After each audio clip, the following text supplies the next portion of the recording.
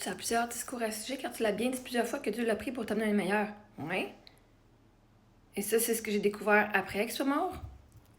Moi, je connaissais pas la loi d'attraction. Ma relation avec Dieu n'était pas la même qu'elle est maintenant avec Dieu. Ma foi que j'avais. J'ai dû apprendre ça pour pas que je me dise Dieu a envie ton mari par conséquence parce que t'étais pas une bonne femme, t'étais pas assez bonne pour lui.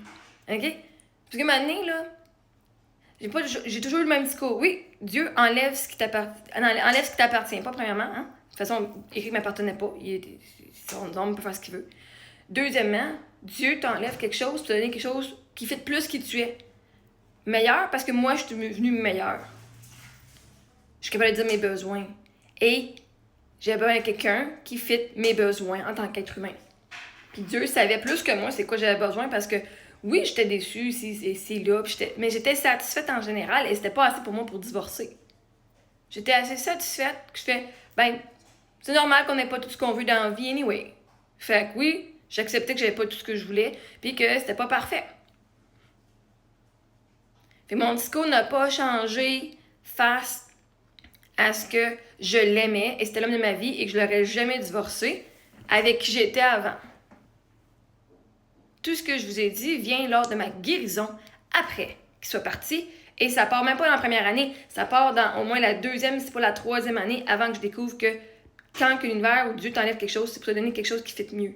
Et j'ai dû être fucking honnête avec moi de dire, ouais, ok, si je regarde là, parce que moi dans la vie, j'avais la croyance avant que tout arrive pour une raison. Mais je te garantis quand mon mari est mort, j'ai fait, Chris, c'est quoi la raison? Si tout arrive pour une raison, c'est quoi la raison?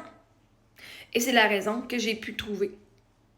Puis là, quand j'ai vu l'image de Jésus qui a un gros toutou de caché derrière la main, puis il demande à la petite fille, donne-moi ton toutou, j'ai quelque chose de mieux pour toi. J'ai fait, voilà. Et quand j'étais honnête avec moi, je dis, en quoi est-ce que ça a été arrivé en ma faveur? Parce que sinon, c'était en contre moi. Fait que non, j'ai pas plusieurs sujets. Je l'ai dit souvent, oui, Dieu l'a pris pour m'amener quelque chose de mieux pour qui je suis maintenant.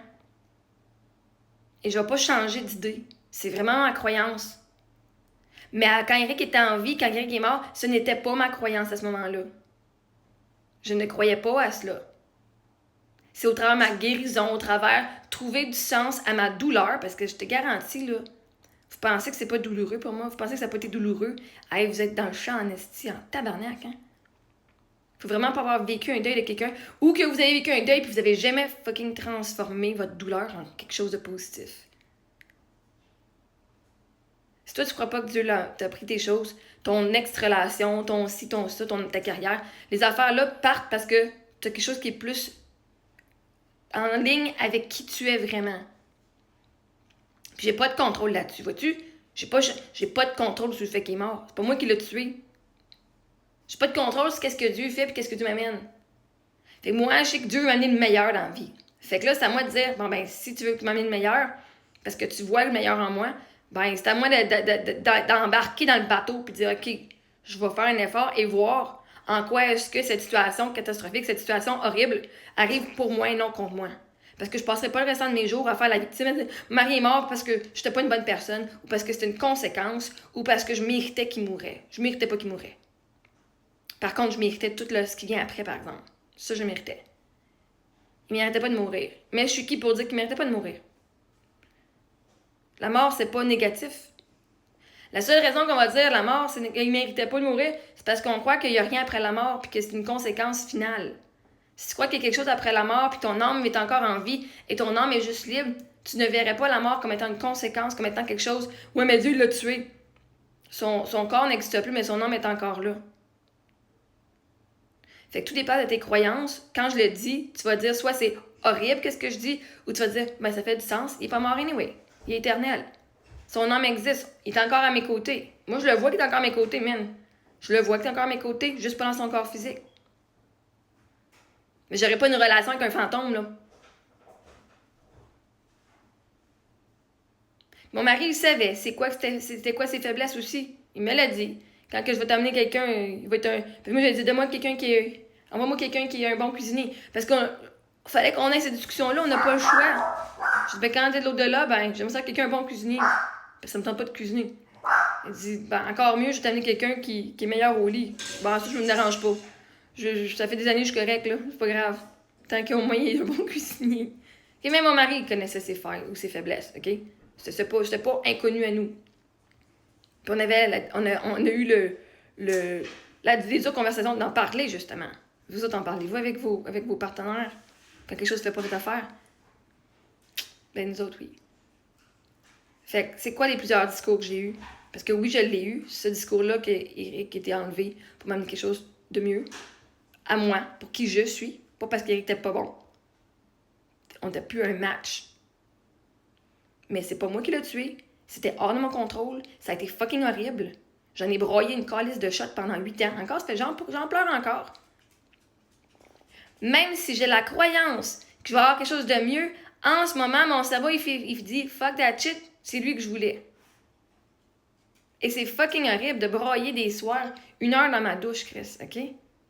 Je sais pas, tu sais que on appelle ça, comment on appelle ça quand il y a deux choses qui peuvent être deux choses différentes mais qui coexistent en même temps? Un peu.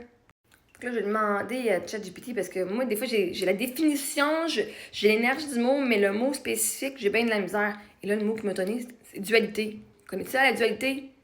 La noirceur et la lumière coexistent et sont importantes ensemble. Okay? Bref, comment on appelle ça quand deux choses différentes existent en même temps? Genre, j'ai la croyance que Dieu a enlevé Eric, mon meilleur ami, mais j'avais aussi mon deuil et je suis vraiment triste et que je pleure beaucoup, beaucoup pour sa perte parce que je l'aimais beaucoup et j'aurais aimé ça qu'il reste en vie. Ce que tu décris s'appelle la coexistence de deux vérités ou encore la dissonance émotionnelle selon le contexte.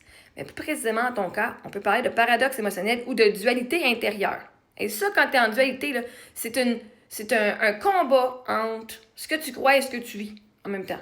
Tu vis deux réalités vraies en même temps, même si elles semblent opposées.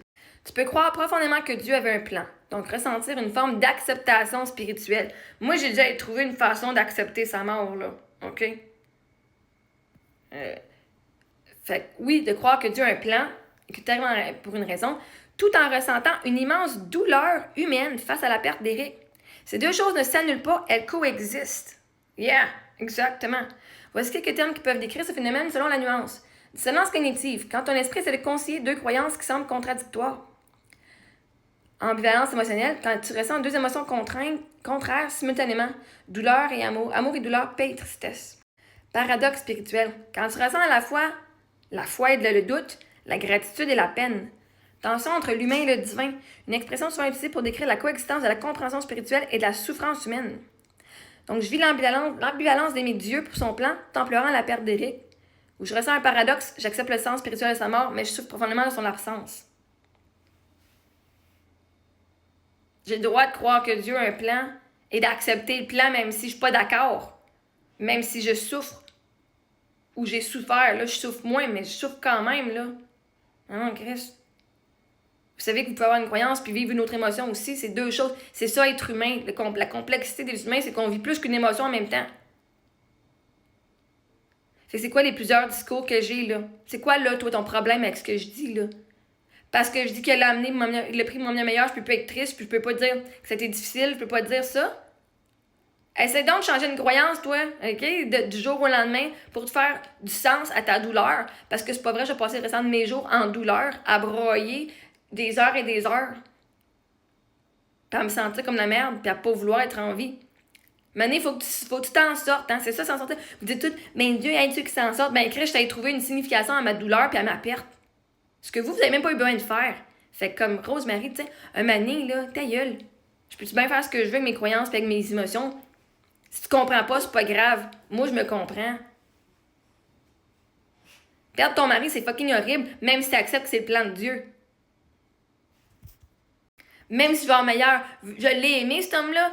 Chris, c'est père mes enfants, je l'ai marié, j'étais 13 ans avec lui. C'était le gars le plus fun que je connaissais de ma vie. OK? Fait que oui, j'ai dit à me trouver une façon de, comme, avoir moins mal.